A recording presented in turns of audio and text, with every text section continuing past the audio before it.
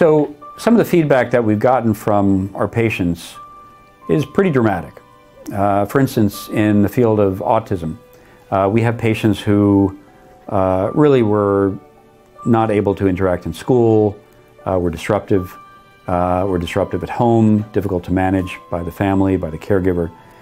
And so we get some really tremendous feedback from the families saying that this is a pretty impressive change in a very short period of time for their child. They seem to be able to function better in their environment.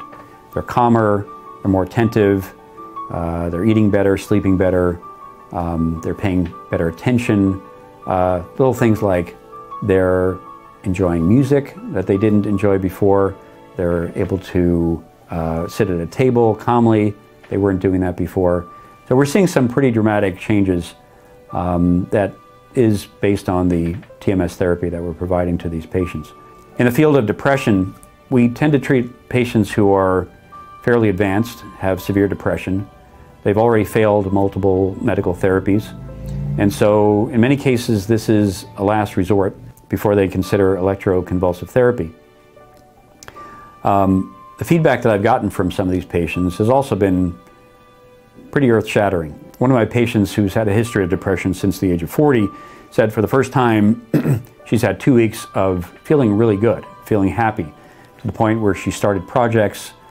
She's built a pottery set in her garage, and she's embarked on redeveloping that skill again. We had a patient recently that was in his mid-30s, in the past was suicidal but still very depressed, telling us that they had never been so happy in recent memory, that they're now interacting with their 5-year-old daughter. The wife also says that she's seen dramatic changes. So when we get that kind of feedback, obviously it makes me very happy and very satisfied that we're making a big impact in patients' lives. Equally as important though, we do see changes in metrics such as the MRI, such as the electroencephalogram, that reinforces the fact that we're really making some changes in their brain activity. This is not just I'm feeling happy today. There are structural changes that are happening in the brains of these patients that are affecting that new mood.